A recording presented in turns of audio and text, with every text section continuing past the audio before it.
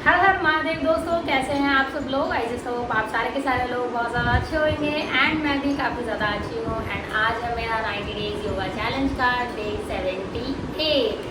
78 दिनों पे आ चुके हैं हम। एंड आज हम जो आसन करने वाले हैं उस आसन का नाम है सुप्त बद्ध कोणासना। बद्ध कोणासना की वीडियो जो है मैं ऑलरेडी बना चुकी हूँ, जब हम बैठ के करने वाले एक्सरसाइजेज करने वाले योगास वगैरह कर रहे थे, तो उस टाइम पे मैंने उस योगा को कवर किया था। एंड आज हम जो योगा कर रहे हैं वो कर रहे हैं सुप्त बद्ध कोणासना।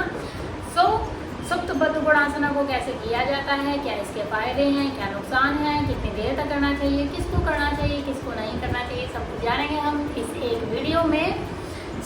उससे पहले मैं आपको बता दूं कि इन 78 दिनों में मैं ऑलमोस्ट कवर कर चुकी हूँ सारे के सारे बैठ कर करने वाले योगा, पीठ के बल लेट कर करने वाले योगा, पेट के बल लेट कर करने वाले योगा और खड़े होकर करने वाले योगा।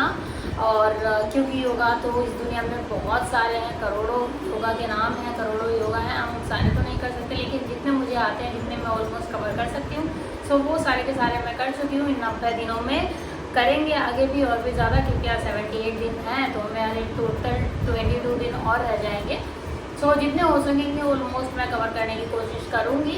एंड अभी हम देख लेते हैं कि सुप्त बद्ध कोणासना को कैसे किया जाता है। चलिए देखते हैं। तो चलिए अब जान लेते हैं कि सुप्त बद्ध कोणासना को कैसे करना है। तो सुप्त बद्ध कोणासन करने के लिए सबसे पहले तो आप अपने घर में चटाई या मैट बिछा लें जहाँ पर भी योगा कर रहे हैं। उसके बाद उस मैट पर या चटाई पर अच्छे से एकदम लेट जाएं।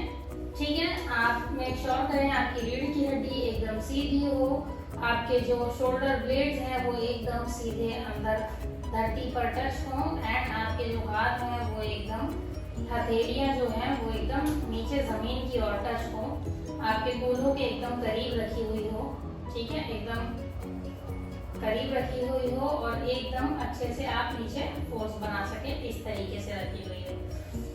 हथेलियों से जमीन को दबाते हुए हमको क्या करना है, सबसे पहले एक पैर को इस तरीके से अपने सीधे पैर को मोड़ना है। उसके बाद आपको उल्टे पैर को मोड़ना है एंड दोनों पैरों को जोड़ लेना है। ठीक है, ये ऐसे जोड़ लेना है। जोड़ने के बाद आपको क्या करना है, इन दोनों पैरों को सबसे पहले अपने पैल्विक एरिया के एकदम करीब लाना है, टच करना है एकदम दोनों एड़ियों को अपनी जांघों से एकदम टच करना है। उसके बाद आपको इन दोनों पैरों के तलवों को जोड़ते हुए अपने दोनों घुटनों को जमीन पर टच करना है। ठीक है, सांस को भरते हुए हम अपने पैरों को खोलेंगे।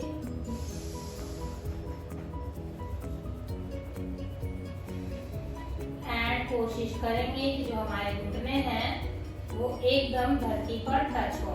ठीक है, अब आप देखेंगे कि मेरे जो घुटने हैं वो एकदम धरती पर टच है और जो मेरी एड़ियां हैं वो एकदम मेरे पेल्विक एरिया के एकदम करीब है, एकदम इन है। इससे ज्यादा आप ऊपर नहीं ला सकते हैं अपने एड़ियों को, पैर एकदम जुड़े हुए हैं। अब आपको क्या करना है, इसी अवस्था में बने रहना है 10 से 30 सेकंड तक। आपकी रीढ़ की हड्डी जो है वो एकदम सीधी हो, एकदम स्ट्रेट हो एंड शोल्डर ब्लेड जमीन पर हो। एंड अब आपको अपने जो दोनों हाथ है उनको धरती पर रख देना है। अब आपको इसी अवस्था में बने रहना है कम से कम 10 से 30 सेकंड तक। शुरुआती दौर में आपसे इतना अच्छा ये नहीं हो पाएगा। शुरुआती दौर में आप अपने दोनों घुटनों के नीचे ब्लॉक्स रख सकते हैं, योगा ब्लॉक्स, या फिर टॉवल भी रख सकते हैं एंड कमर के नीचे भी आप टॉवल रख सकते हैं। लेकिन मेक श्योर करें कि ये जो आपकी गर्दन है वो एकदम सीधी हो और गर्दन से शोल्डर के बीच में अच्छा खासा गैप बना हुआ हो। जो आपका बेसिकली गैप होता है उतना गैप आपका होना चाहिए। ऐसे ही जुड़े हुए नहीं होने चाहिए, सुकड़ा हुआ नहीं होना चाहिए, शोल्डर खुले हुए एंड पूरी की पूरी बॉडी एकदम स्ट्रेट होनी चाहिए। ठीक है, इस अवस्था में हमको कम से कम 10 से 30 सेकंड बने रहना है सामान्य सांसों के साथ। इस अवस्था में आते ही आपको नींद आने लगेगी, इसीलिए ये अनिद्रा की प्रॉब्लम के लिए चिकित्सीय है। जिन लोगों को इंसोम्निया की दिक्कत है उन लोगों के लिए काफी ज्यादा फायदेमंद है, क्योंकि इस आसन में आते ही आपको नींद आती है। इस आसन को हमेशा खाली पेट करना है सुबह के टाइम पे खाली पेट, और अगर खाली पेट नहीं है, शाम को कर रहे हैं, तो कम से कम खाना खाने के 5 घंटे बाद करें, ठीक है। इसके बाद आपको क्या करना है, नॉर्मल अवस्था में आ जाना है। अच्छा, जब भी आप नॉर्मल अवस्था में आएंगे, पहले एक पैर को सीधा रखेंगे, फिर अपने दूसरे पैर को सीधा रखेंगे, उसके बाद दोनों पैरों को स्ट्रेट ले जाएंगे, और इस अवस्था में आपको मिनिमम 10 सेकंड तक बने रहना है।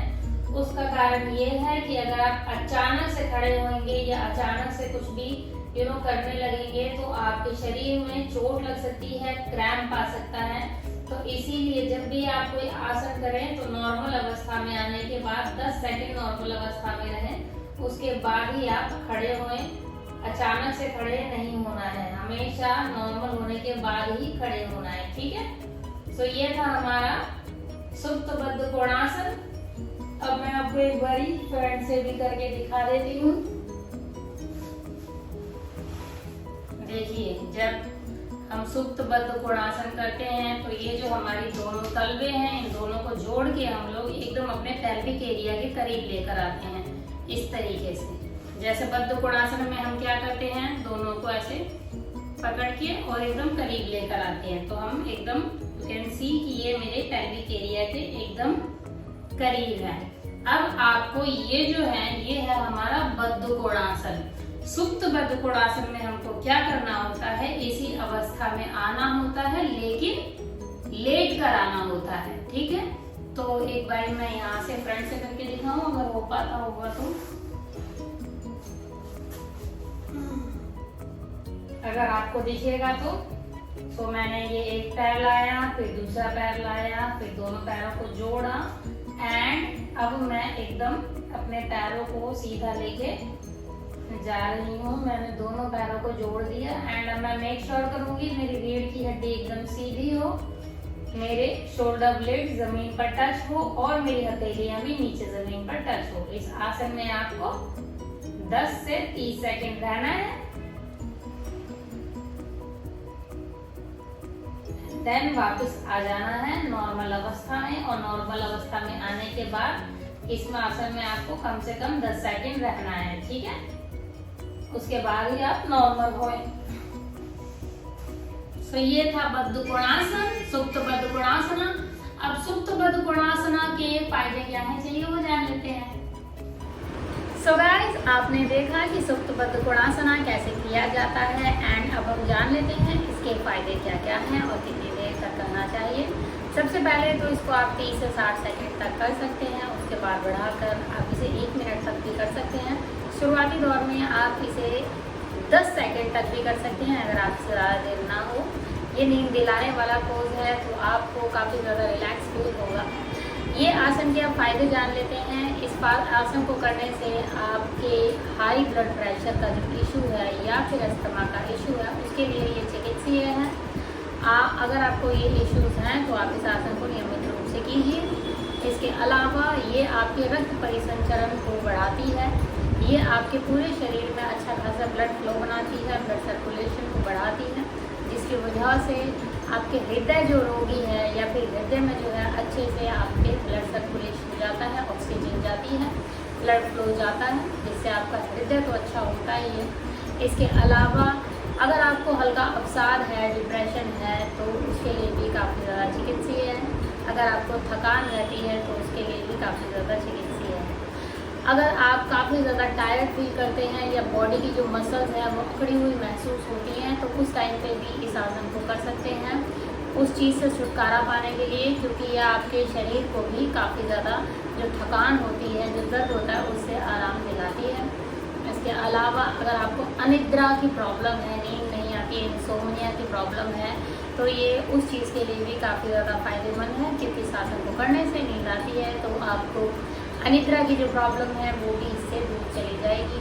इसके अलावा ये आपके पाचन तंत्र के लिए भी काफ़ी ज़्यादा फायदेमंद है। अगर आपको गैस्ट्रिक प्रॉब्लम है, कब्ज की दिक्कत है, तो भी काफ़ी ज़्यादा फायदेमंद है। ये आपके मूत्राशय के लिए काफ़ी ज़्यादा फायदेमंद है। अगर आपको PCOD जैसी डिजीजेज हैं तो उनके लिए भी काफ़ी ज़्यादा फायदेमंद है।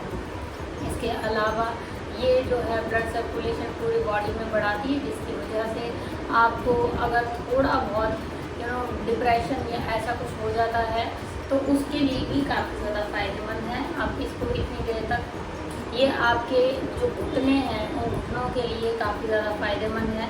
जो आपका पेल्विक एरिया, जो आपकी थाइस की जो मसल्स होती हैं, जो मसल्स की इंटरनल जो मसल्स होती हैं उनको मजबूत तो करती ही है, उनको टोन भी करती है। ये आपकी थाइस को टोन करती है। घुटनों के रिलेटेड कोई भी बीमारी या किसी प्रकार का दर्द रहता हो उसके लिए फ़ायदेमंद है।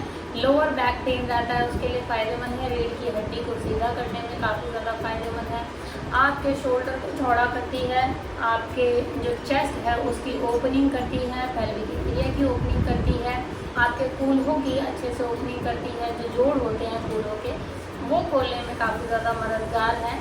आप इसे करेंगे तो आपको उपविष्ट कोणासन करने में काफ़ी ज़्यादा फ़ायदा मिलेगा। अगर आप इसको नियमित रूप से करेंगे तो फ्रंट स्प्लिट खोलने में भी काफ़ी ज़्यादा फ़ायदेमंद है।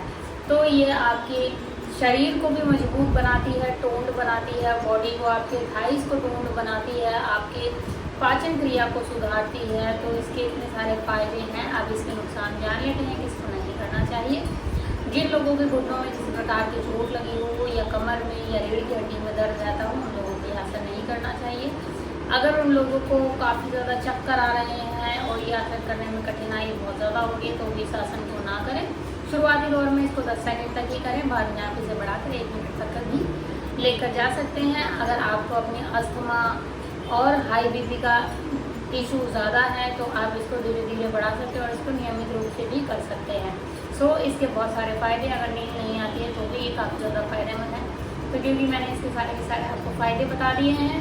किसको करना चाहिए? ये सभी लोगों को करना चाहिए, बूढ़े से लेकर बच्चे तक सब लोग, लेकिन वो फिजिकली फिट हों। अगर किसी प्रकार का इशू हो, घुटनों में चोट लगी हो, एंकल में दर्द रहता हो या रीढ़ की हड्डी में दर्द रहता हो या गर्दन या सर में किसी भी प्रकार की चोट लगी हो तो आपको ये आसन नहीं करना चाहिए। इसके अलावा इस आसन को सारे के सारे लोग कर सकते हैं। बहुत ही ज़्यादा सिंपल सा आसान सा आसन है। धीरे धीरे आप इस आसन को अच्छे से कर सकेंगे। अगर शुरुआती दौर में नहीं हो पाता है, क्योंकि जो थाई का फैट होता है, जब आप अंदर की साइड अपने पेल्विक एरिया में दोनों पैर को लेकर आते हैं तो वो धीरे धीरे फैट खत्म होने लगता है। तो एक तरीके से ये थाइस का फैट खत्म करने में भी काफ़ी ज़्यादा मददगार है। इसके सारे फ़ायदे मैंने बता दिए, किसको करना चाहिए किसको नहीं करना चाहिए वो भी बता दिया है, टाइमिंग बता दी है।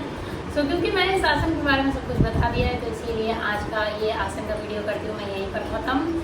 Thank you so much guys for watching my video. Stay connected. कल हम फिर मिलेंगे नए आसन के साथ। तब तक के लिए take care, have fun, bye and Har Har Mahadev.